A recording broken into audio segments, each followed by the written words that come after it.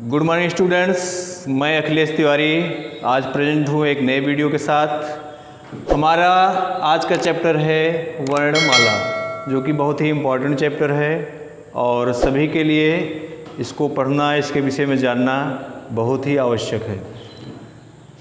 तो हिंदी व्याकरण की शुरुआत जो है वर्णमाला से ही होती है। तो आइए देखते हैं हम हिंदी की वर्णमाला। वर्णमाला में सबसे पहले देखते हैं वर्ण।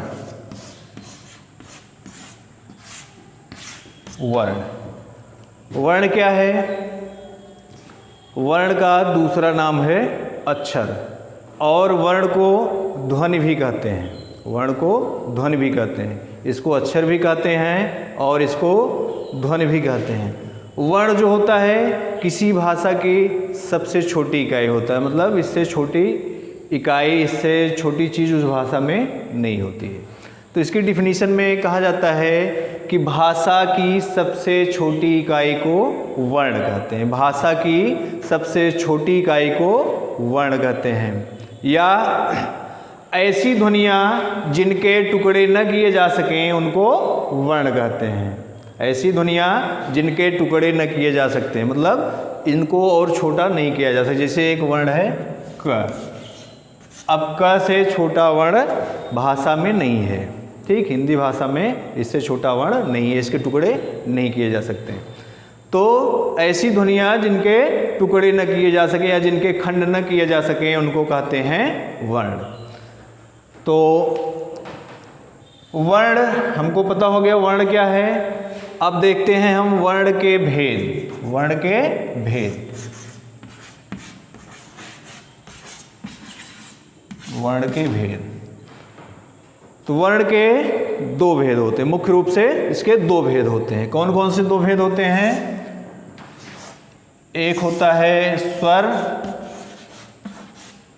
और दूसरा होता है व्यंजन। स्वर और व्यंजन, यह वर्ण के दो मुख्य भेद होते हैं। अब आइए हम देखते हैं स्वर क्या होता है। स्वर क्या है? स्वर हिंदी में स्वर होते हैं जैसे अ, आ, ई, ये सब स्वर हैं।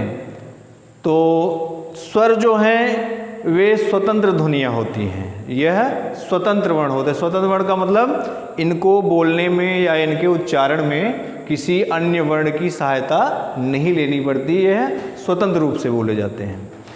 स्वर की डिफिनीशन है ऐसे वर्ण जिनके उच्चारण में किसी अन्य वर्ण की सहायता न लेनी पड़े उनको हम स्वर कहते हैं। उनको हम स्वर कहते हैं। जैसे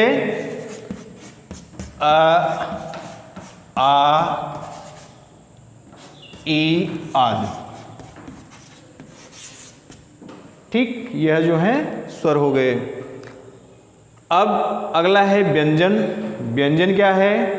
अभी हमने पढ़ा स्वर जिनको बोलने में किसी अन्य वर्ण की सहायता न लेनी पड़े उनको स्वर कहते हैं।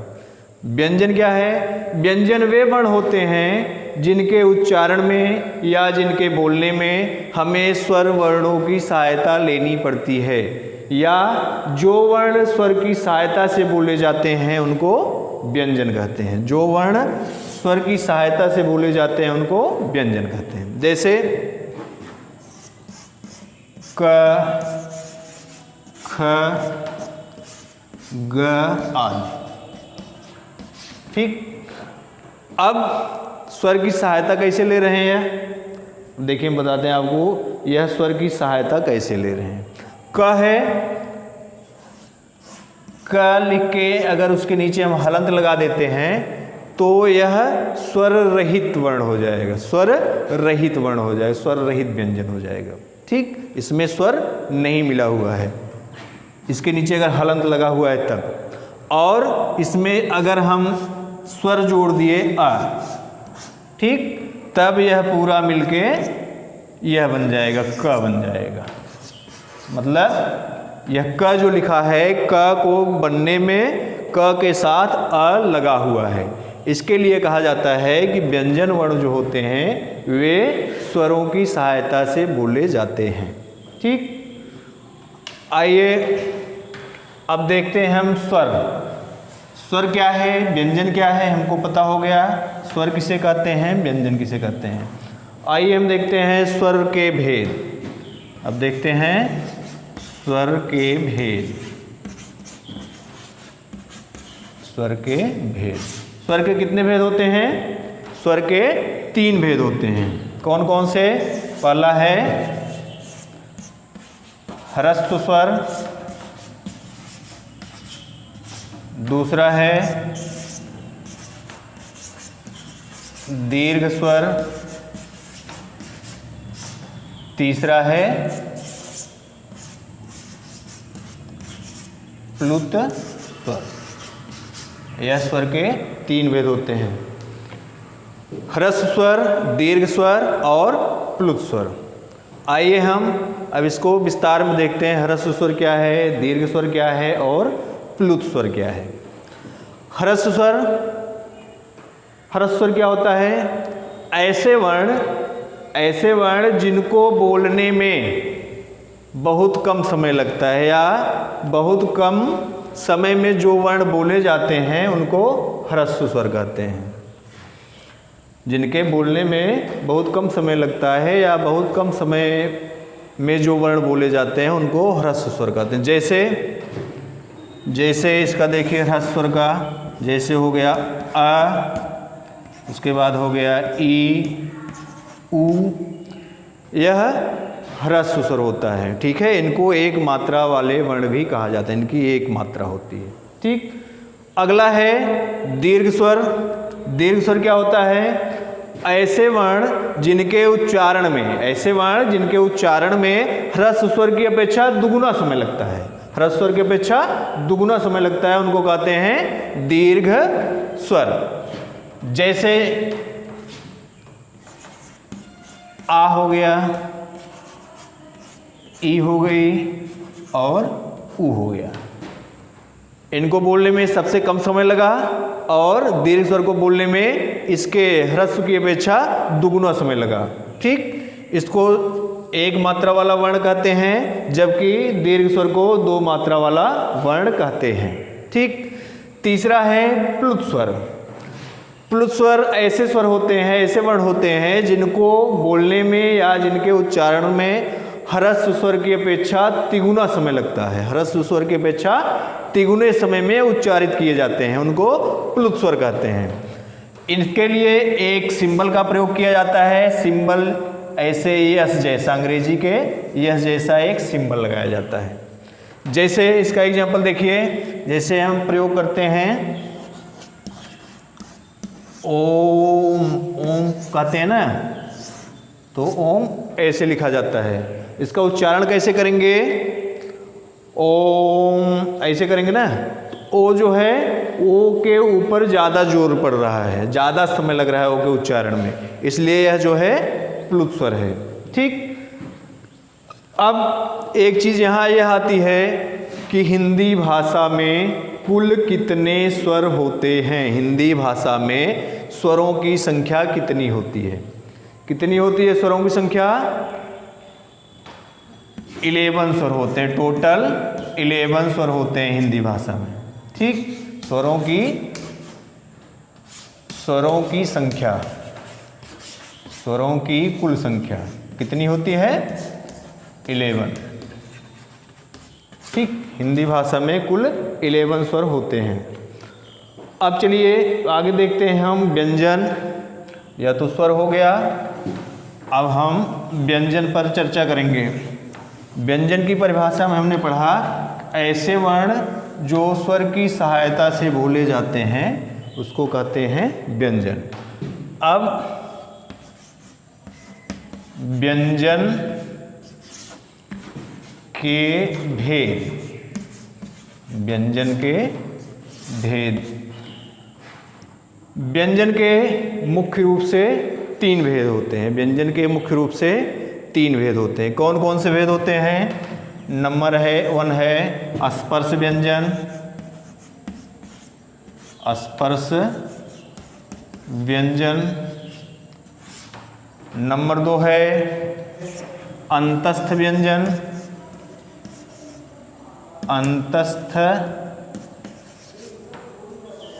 अंतस्थ व्यंजन, और नंबर 3 है ऊष्म व्यंजन। ऊष्म व्यंजन, व्यंजन के 3 भेद कौन कौन से हुए?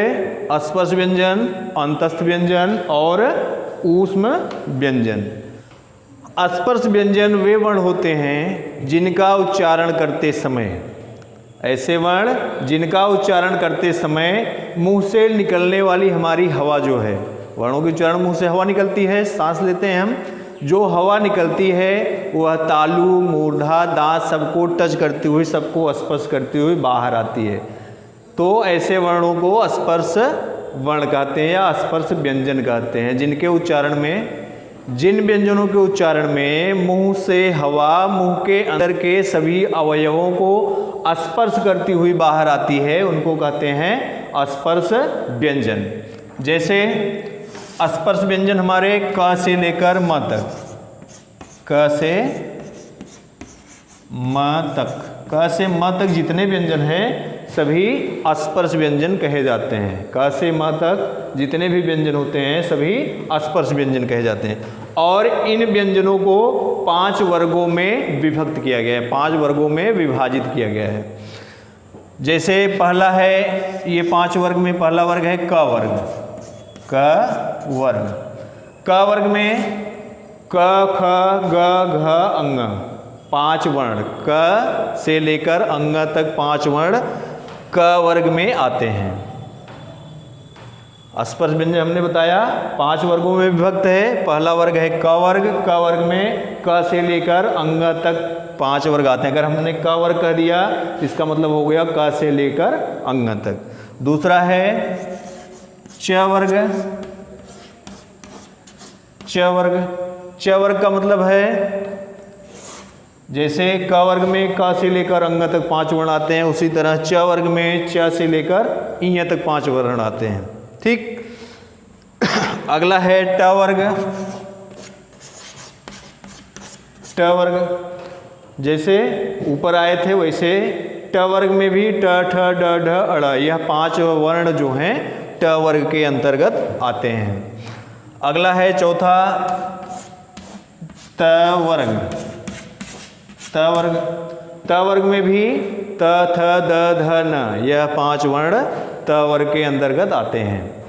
और फिर अगला है प वर्ग, प वर्ग, प वर्ग में प, फ, ब, भ, म, यह 5 वर्ण जो हैं प वर्ग में आते हैं। इस तरह यह 5 वर्ग बने हुए स्पर्श व्यंजनों के, क वर्ग, च वर्ग, ट वर्ग, त वर्ग और प वर्ग। हर वर्ग में 5-5 वर्ण होता है। तो इस तरह कुल 25 वर्ण, 25 वर्ण जो हैं स्पर्श व्यंजन के अंतर्गत आते हैं। ठीक। अब देखिए अगला है अंतस्थ व्यंजन। यह तो स्पर्श व्यंजन हो गया जिसमें कुल 25 वर्ण आए। दूसरा अंतस्थ व्यंजन, जिन व्यंजनों का उच्चारण, जिन व्यंजनों का उच्चारण स्वरों और व्यंजनों के बीच का सा होता है, न तो यह पूर्ण रूप से स्वर जैसे उच्चारित किए जाते हैं, न तो यह पूर्ण रूप से व्यंजन जैसे उच्चारित किए जाते हैं। इनका उच्चारण स्वर और व्यंजनों के बीच सा होता है, इसलिए इनको कहते हैं अंतस्थ व्यंजन। अंतस्थ व्यंजनों की कुल संख्या जो है, इनकी कुल संख्या 4 है। कौन कौन से हैं? य, र, ल, व, य, र, ल, व, यह 4 अंतस्थ व्यंजन हैं। ठीक। इनको अर्ध स्वर भी कहा जाता है। इन व्यंजनों को, य, र, ल, व को अर्ध स्वर भी कहा जाता है। अगला है ऊष्म व्यंजन, जिन व्यंजनों के उच्चारण में हवा मुंह में अंदर टकराकर ऊष्मा पैदा करती, गर्मी पैदा करती है, उसको ऊष्म व्यंजन कहते हैं। मतलब इनको बोलने में ज़्यादा ताकत देनी पड़ती है, इसलिए यह ऊष्म व्यंजन कहे जाते हैं। इनकी संख्या भी 4 है। कौन कौन से हैं? स, स, स, ह, तीनों स और ह यह ऊष्म व्यंजन है। ठीक, इस तरह हमारा यह हो गया व्यंजन। अब यहाँ एक प्रश्न उठता है कि हिंदी वर्णमाला में व्यंजनों की संख्या कुल कितनी है। हिंदी वर्णमाला में व्यंजनों की संख्या कुल 33 मानी गई है, 33 मानी गई है। चलिए आगे देखते हैं। अब इसमें हम आगे है अयोग वाह। अयोग वाह, अयोग वाह क्या होता है?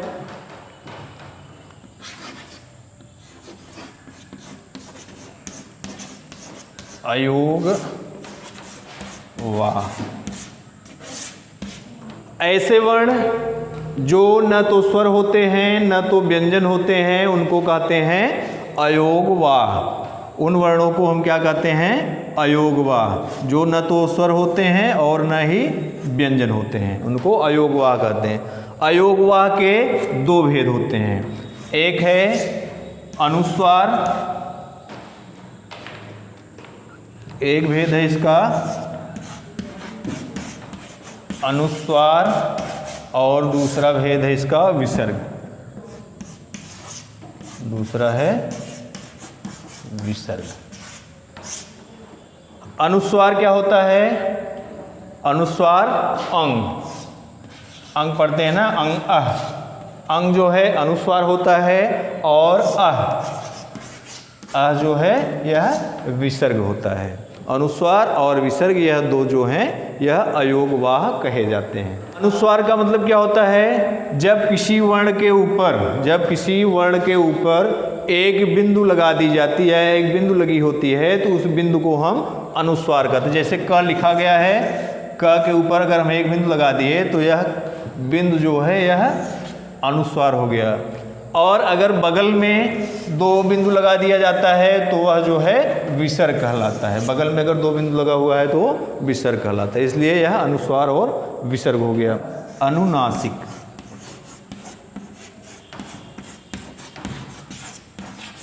अनुस्वार जो है वह नाक की सहायता से बोला जाता है। उसको बोलने में, उसके उच्चारण में हमको नाक की सहायता लेनी पड़ती है। जैसे कंचन, जैसे मान लीजिए कंचन है, ये क के ऊपर बिंदी लगी है, कंचन लिखा है, कंचन, कंचन लिखा हुआ है। अब इसको हम उच्चारण करेंगे, कन नाक की सहायता लेनी पड़ रही ना, तो हाँ अनुस्वार जो है वह नाक की सहायता से बोले जाते हैं। अनुनासिक